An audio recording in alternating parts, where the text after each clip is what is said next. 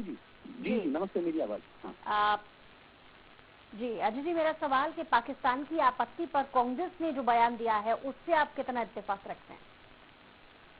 देखिए, कांग्रेस की और पाकिस्तान का गठजोड़ तो ये देश से छुपा नहीं है।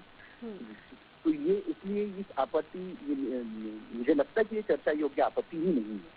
रही बात माननीय मुख्यमंत्री डॉक्टर मोहन यादव जी के बयान की, तो डॉक्टर मोहन यादव जी ने स्पष्ट रूप से कहा था कि भारत का जो सभ्यता है, और ये सभ्यता भारत से अखंड भारत की सभ्यता रही है, क्योंकि सिविलाइजेशन में भी भारत से ही ये पाकिस्तान, अफगानिस्तान या जितने हिंदू कुश का ये सारा क्षेत्र था, ये भारत की सभ्यतागत रूप से जुड़ा हुआ क्षेत्र था। तो निश्चित रूप से राम जो राष्ट्र का प्रतीक है, वो सिर्फ भारत राष्ट्र का प्रतीक नहीं है, वो समूचे विश्व का प्रतीक। और मूलतः ये जो हमारा हिंदू कुश पर्वत के आजू बाजू का और सिंधु संस्कृति है, इस सिंधु संस्कृति का एक बड़ा आधार रहे।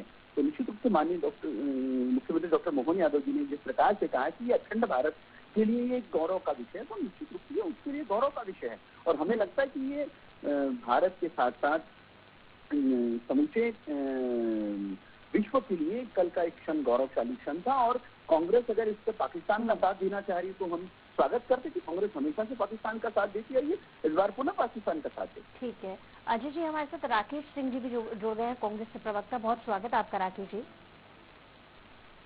राकेश जी, सुन पा रहे हैं आप? जी जी नमस्कार। बहुत स्वागत आपका राकेश जी। मुझे लगता है आपने अभी तक अजय जी की बातों को सुना होगा, और बीजेपी अपने स्टैंड पर अलग क्लियर है, कांग्रेस इसको लेके पहले ही बयान दे चुकी है। आपकी क्या प्रतिक्रिया है अजय जी की बातों पर? देखिए, जिस तरह की बातें बोली जा रही हैं कि भगवान राम कल ही आए 22 जनवरी को, इससे पहले इस देश में भगवान राम नहीं थे। 500 साल से भगवान राम इस देश में उपलब्ध नहीं थे, मंदिर नहीं थे। यही एक विशेष मंदिर बना है, और वही मूर्ति जिसकी सालों से पूजा होती गई, वो स्थापित की गई और एक नई मूर्ति लाके वहाँ स्थापित की गई। फिर ये धर्म का विषय है, मैं उस पर नहीं जाना चाह रहा। लेकिन अगर सिर्फ यही करने से रामराज आ जाएगा, ये भारतीय जनता पार्टी तो उनके उन्मादी लोग बोल रहे हैं। क्या भगवान राम की प्रतिमा स्थापित होने के बाद आज की तारीख में रामराज आ गया इस देश में? भ्रष्टाचार समाप्त हो गया, रोजगार मिलने लगता है? समस्या तो वही है। सिर्फ जय श्री राम का नारा उसने दिन भर लगाया, डीजे चलाया, माइक चलाया, झंडे लगाए, इवेंट समाप्त हो गया। अब सब कुछ सामान्य हो गया, समस्याएं वहीं खड़ी हैं, देश वहीं खड़ा है। 9 साल में जो बर्बादी हुई है, जीडीपी और आपकी जो ग्रोथ है वो बराबर आ चुकी है। 4 लाख करोड़ से ज्यादा का मध्य प्रदेश के एमपीआरडी पे कर्जा है कि वो अब रोड बनाने की स्थिति में नहीं। ये सारी मतलब पूरे देश में स्थिति है।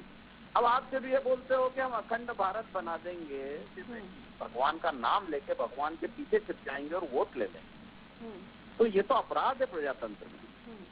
धर्म का सम्मान करना चाहिए, राजनीति में धर्म होना चाहिए, लेकिन धर्म के नाम पर राजनीति नहीं करना। सरल शब्दों में अगर कहा जाए, क्योंकि कांग्रेस ये पहले भी कह चुकी है कि चुनावी स्टंट है ये, ठीक है, इसका जवाब मैं अजय जी से ले लूं? इवेंट है, इवेंट।